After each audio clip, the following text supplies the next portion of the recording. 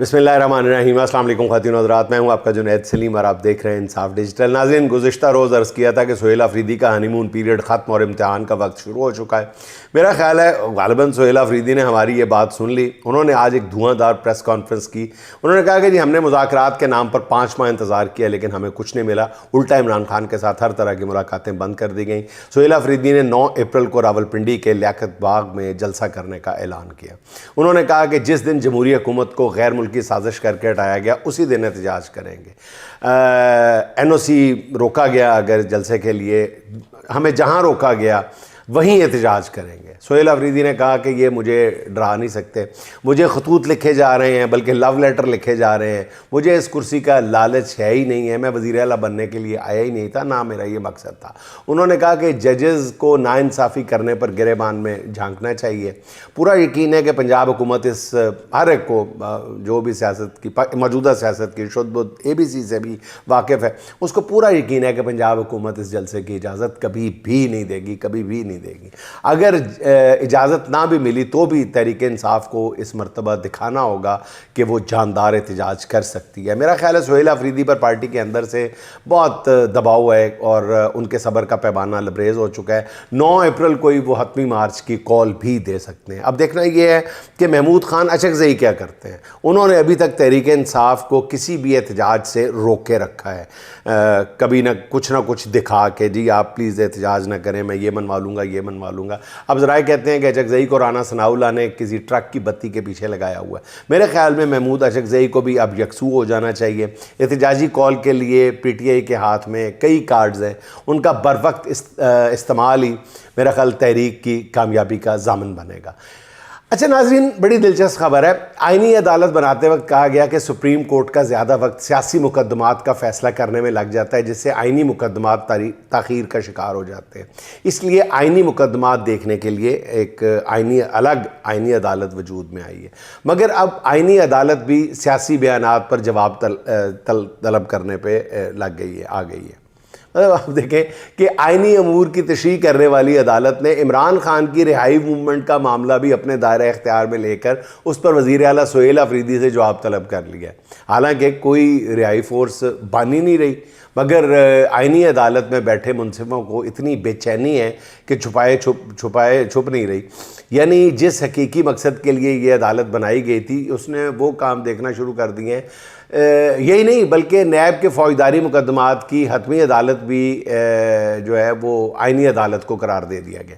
मेरे ख़्याल में आइनी अदालत में चुन चुन कर हीरे बिठाए गए हैं। फ़िलहाल आइनी अदालत में 25,000 मुकदमात ज़ेर इल्तवा हैं आइनी अदालतों में, और आइनी नौइयत के, और आइनी हीरों ने तमाम आइनी मुँह शगाफियाँ सुलझाने से पहले सियासी मामलात अपने हाथ में ले लिए हैं। जब इन सियासी हीरों ने हर किस्म के मुकदमात सुनना शुरू कर दिए हैं तो फिर कफ़ायत शहरी मुहिम के तहत सुप्रीम कोर्ट के खात्मे का ऐलान कर दिया जाए। सीधी तरह सारे मुकदमे अगर आइनी अदालत नहीं करने हैं, ये भी आइनी अदालत कल कला पूछ सकती है कि जी ये जो लोग किसी क्रिकेटर पर जुर्माने पर तनकीद कर रहे हैं इनको भी आइनी अदालत में घसीट लिया जाए।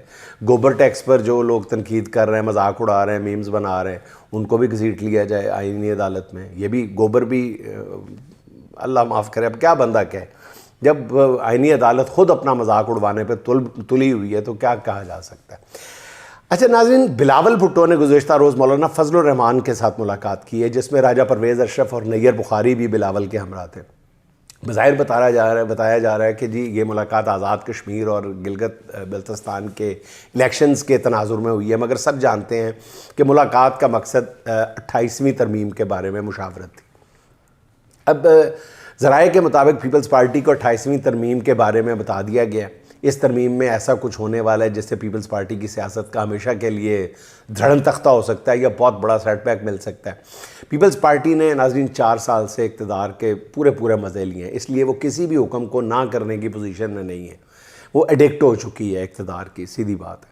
इसलिए वो कोशिश कर रहे हैं कि 28वीं तरमीम के ख़िलाफ़ कुछ और आवाज़ें इधर उधर से इकट्ठी कर ली जाएं ताकि इस तरमीम पर एतराज़ किया जा सके। मौलाना फजलुर रहमान से मुलाकात भी इसी कोशिश का हिस्सा है। ہمارے دوست عدیل راجہ کے مطابق بلاول بھٹو نے مولانا کو آفر کی ہے کہ جن 2 صوبوں سندھ اور بلوچستان میں ان کی حکومتیں ہیں وہاں وہ حکومتوں میں شامل ہو جائیں. مولانا مان گئے تو پھر پیپلز پارٹی 28ویں ترمیم پر مولانا کو ڈھال کے طور پہ استعمال کرے گی. پیپلز پارٹی مقتدر قوتوں کو نہ کرنے کی خود تو ہمت نہیں رکھتی, وہ یہی بات مولانا کے منہ سے کلوانے کی کوشش کرے گی, مگر ہوگا کچھ بھی نہیں. نہ مولانا کچھ کر سکیں گے, نہ پیپلز پارٹی ڈٹ جانے کی ہمت کرے گی. جنہوں نے ترمیم منظور کرانی ہے وہ ترمیم کا ڈھول بھی پیپلز پارٹی کے گلے میں ڈال کر بجوائیں گے. بس دیکھتے رہیں ہوتا کیا ہے. اچھا ناظرین, میڈم وزیر اعلیٰ نے کہا ہے کہ آگے بڑھنا ہے تو سچ بولنا ہوگا. بہت کمال کی شاندار بات کی ہے میڈم وزیر اعلیٰ نے. میرے خیال میں مریم نواز صاحبہ نے ایسی بات کہہ ڈالی ہے جو کروڑوں پاکستانیوں کے دلوں کی ترجمانی کرتی. لیکن میرے خیال میں صرف سچ بولنا ہی کافی نہیں, سچائی کو قبول کرنا اور ماننا بھی پڑے گا. تو سچ یہ ہے کہ 8 فروری کو قوم نے عمران خان کے حق میں فیصلہ دیا تھا. نون لیگ سمیت تمام جماعتوں کو حق کے حکمرانی سے محروم کر دیا تھا. سچ یہی ہے کہ عمران خان کسی جرم کے بغیر جیل میں قید ہے اور اس جرم میں عدالتیں برابر کی شریک ہیں. سچ یہ ہے کہ ڈاکٹر یاسمین راشد نے 3 بار کے وزیر اعظم کو الیکشن میں عبرت کی مثال بنا دیا تھا. میڈم وزیر اعلیٰ ایک تلخ سچ یہ بھی ہے کہ آپ خود مہر شرافت نامی نوجوان سے ہزاروں کی لیڈ سے ہار گئی تھی.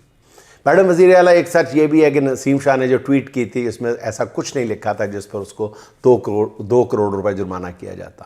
ایک سچ یہ بھی ہے میڈم وزیر اعلیٰ کہ رجیم چینج کے 4 سال بعد بھی عمران خان قوم کے دلوں کی دھڑکن ہے. ایک سچ یہ بھی ہے کہ آج بھی آزادانہ اور منصفانہ انتخابات ہوں تو شریف خاندان سمیت نون لیگ کے ہر لیڈر کی ضمانت ضبط ہو جائے.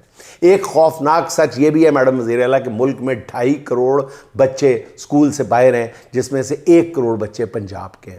حکومت وسائل کی کمی تعلیمی بحران کی وجہ بتاتی ہے, مگر دوسری طرف 11 ارب روپے کا طیارہ خرید لیتی ہے, اربوں کی گاڑیاں خریدتی ہے. یہ بھی سچائی ہے میڈم وزیر اعلیٰ کہ صرف سچ بولنا کافی نہیں, سچ کو ماننا بھی پڑے گا. بہتر تو یہی ہے کہ سچ کو مان لیا جائے. ایسا نہ ہوا تو وقت بڑا بے رحم ہے, وہ سچ منوا کر رہتا ہے.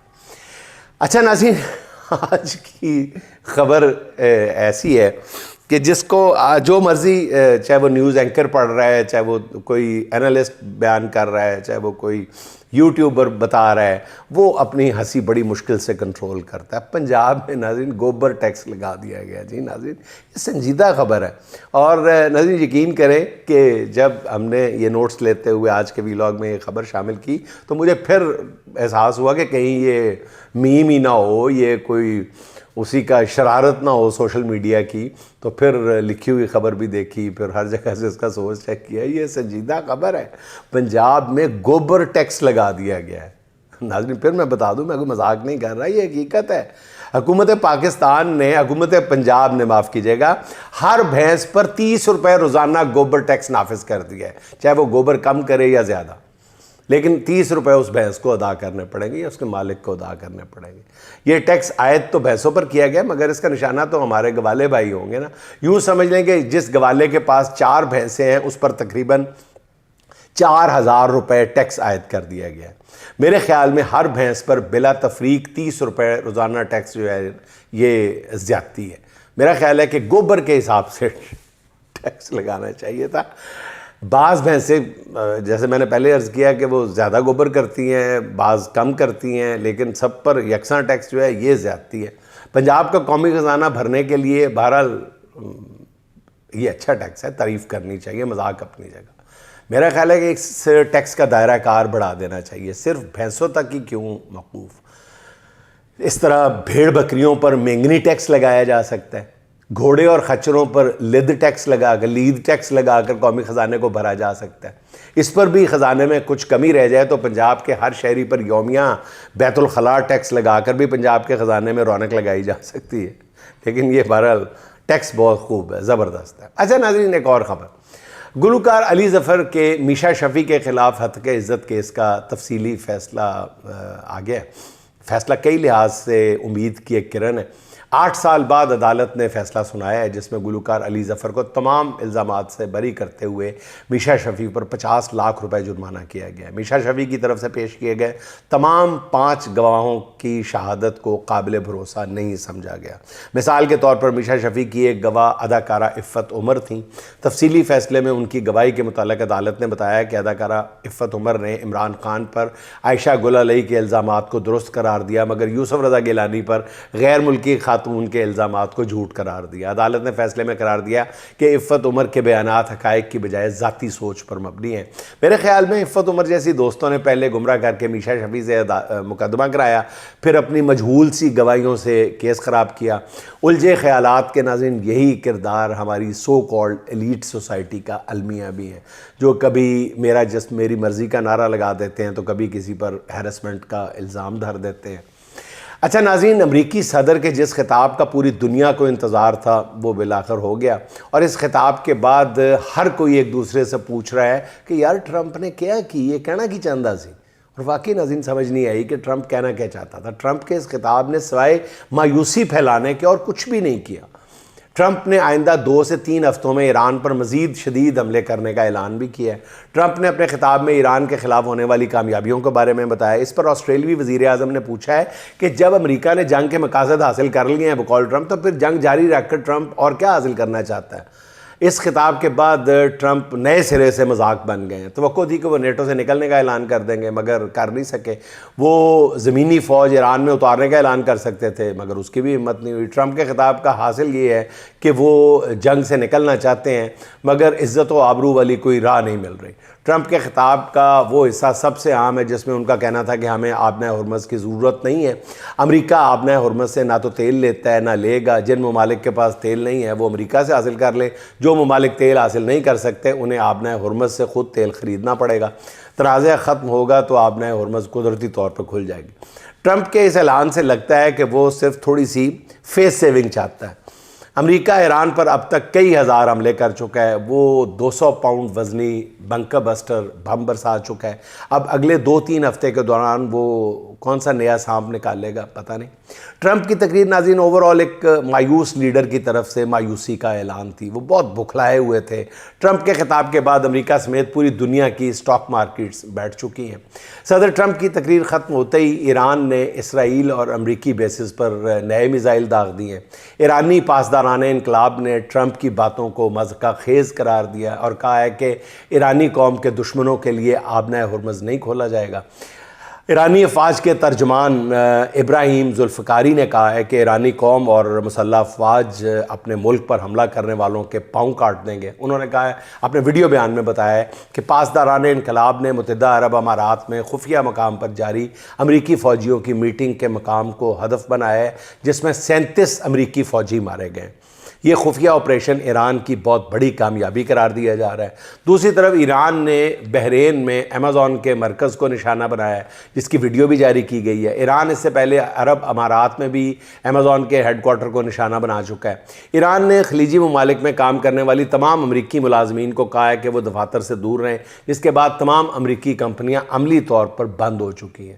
دوسری طرف ایران کے لیے ایک اور حوصلہ افزا خبر ہے۔ ایرانی میڈیا نے دعویٰ کیا ہے کہ روسی چیچن کے جنگی یونٹس نے باضابطہ طور پر ایران کو آگاہ کیا ہے کہ اگر امریکہ زمینی حملہ کرتا ہے تو وہ ایرانی فوج کے ساتھ لڑنے کے لیے ایران میں تعیناتی کے لیے تیار ہے۔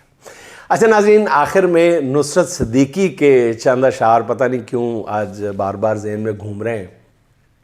اپنے حالات کے دھاگوں سے بنی ہے میں نے، اپنے حالات کے دھاگوں سے بنی ہے میں نے، آج ایک تازہ غزل اور کہی ہے میں نے، آج ایک تازہ غزل اور کہی ہے میں نے، کس ضرورت کو دباؤں کسے پورا کر لوں، کس ضرورت کو دباؤں کسے پورا کر لوں، اپنی تنخواہ کئی بار گنی ہے میں نے، اپنی تنخواہ کئی بار گنی ہے میں نے، چھوٹے لوگوں کو بڑا کہنا پڑا ہے اکثر، چھوٹے لوگوں کو بڑا کہنا پڑا ہے اکثر، ایک تکلیف کئی بار سہی ہے میں نے، زندگی نے مجھے سینے سے لگا رکھا ہے، زندگی نے مجھے سینے سے لگا رکھا ہے، جان جس دن سے ہتھیلی پہ دھری ہے میں نے، میرے شعروں میں دھڑکتا ہے میرے عہد کا دل، میرے شعروں میں دھڑکتا ہے میرے عہد کا دل، شاعری کی ہے کہ تاریخ لکھی ہے میں نے، شاعری کی ہے کہ تاریخ لکھی ہے میں نے۔ ناظرین خوش رہیں، خوش رکھیں، آپ سے ملاقات ہوگی انشاءاللہ اگلے ولاگ میں۔ اللہ حافظ۔